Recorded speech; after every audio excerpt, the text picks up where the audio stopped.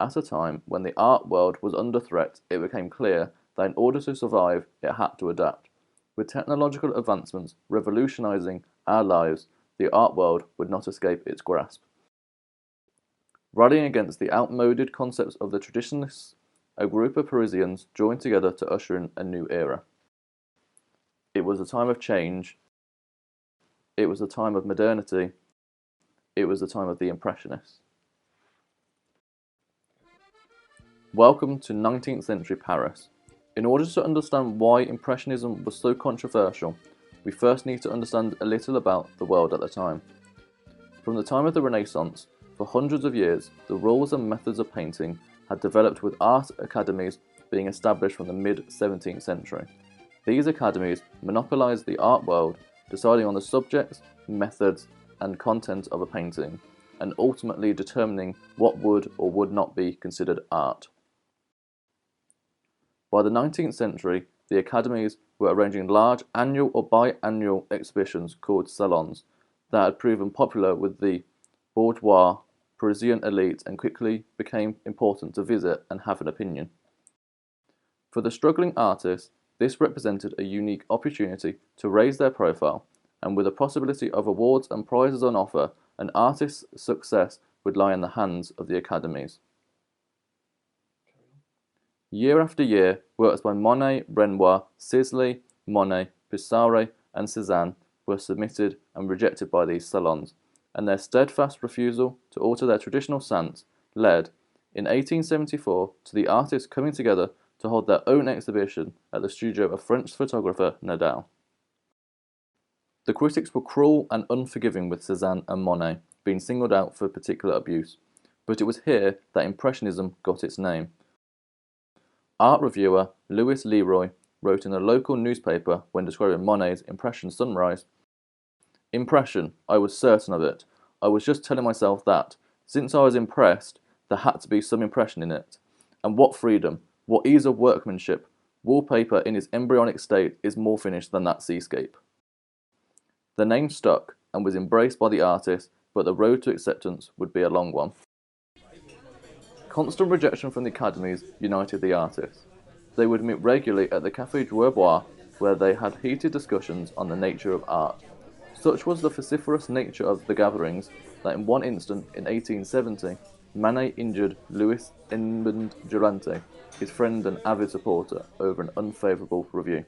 The wound, however, was not fatal, and the pair remained friends.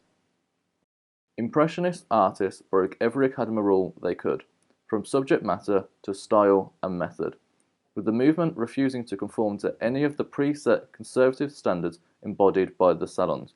Manet was different to his fellow Impressionists, inasmuch that he was from a wealthy family and could afford to be rejected, but it was not the case for the others, who would rely on Manet's financial help to afford the tools of their trade.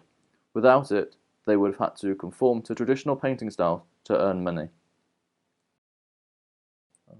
According to the salons, art must be meaningful, have a narrative with a moral theme, be a portrait of a significant figure, depict an important scene from history, be neatly finished without visible brushstrokes, and conform to specific colour expectations. Grass should be green, sky should be blue, etc.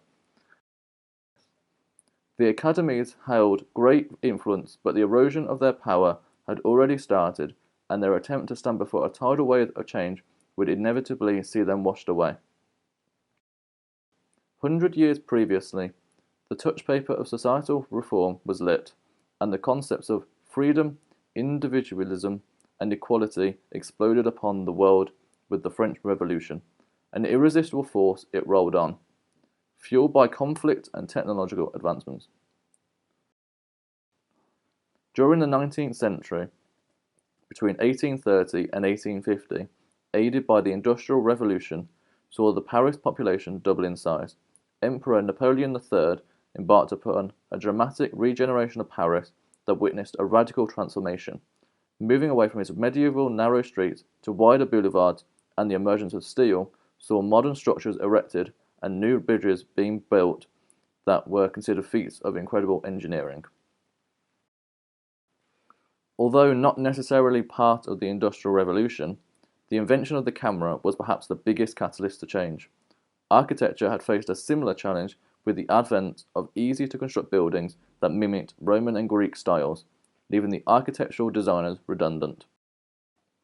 For the artist whose main form of income came through portraiture, the camera was a device that could perform the task faster and with greater realism, leaving little work opportunities.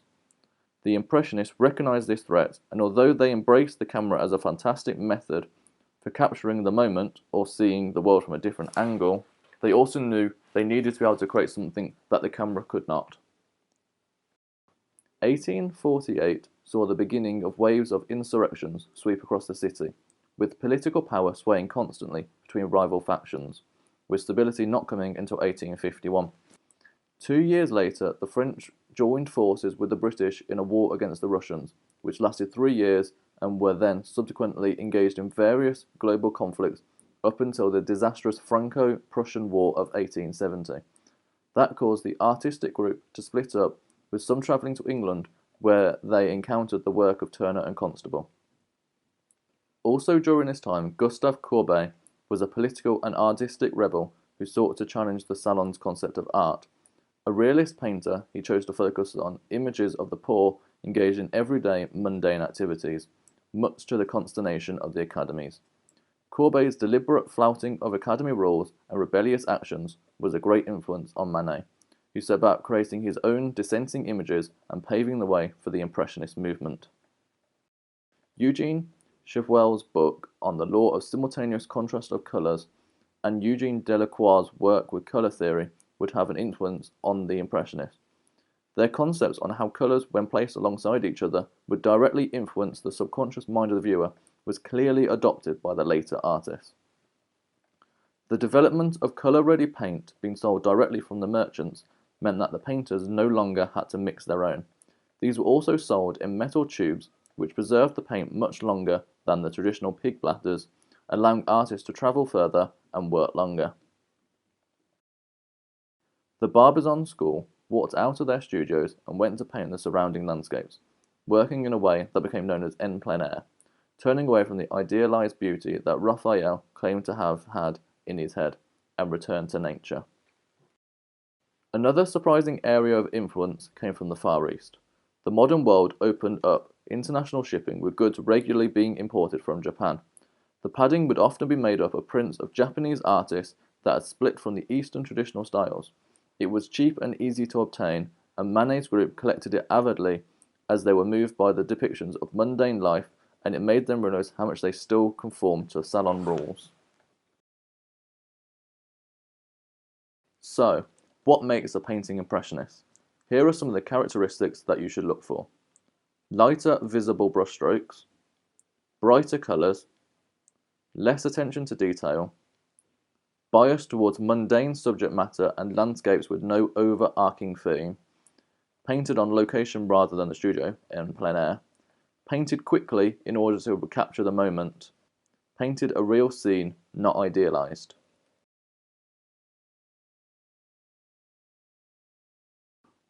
Impressionism was born against the backdrop of political turmoil, war, and technological revolution.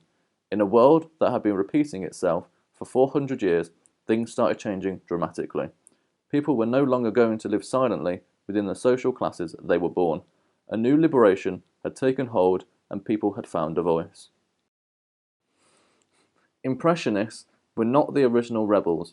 They were not the first to paint mundane subjects, nor were they the first to experiment with bright colours, paint outdoors, or dare to show their brushstrokes. However, they were the first to combine all of these in open defiance of the establishment to challenge what art should be. Perhaps they were just the right people at the right time, but they embodied the changing attitudes of society, fueled on by the need to smash the constraints of traditional art and open up a world where anything is possible. It took years to achieve, but they successfully changed the art world, and it has never been the same again. The academies were trying to make art objective, give it rules, and make it be rigid and inflexible. The Impressionists believed they should be free to decide when their work is art, what it should look like, what the subject is, and when it is finished. Had it not been for all these pieces coming together, Impressionism may have never risen to the occasion. we might not have what we have today. If the Renaissance was the rebirth of art, Impressionism was a new birth. The art world now had a younger sibling. Instigating a rebellion against convention was not some fashionable concept, but a necessity for survival. The Impressionists were not simply a bunch of protesters, but pioneers, visionaries that went largely unrecognised during their lifetimes, and are perhaps the very reason art still thrives today.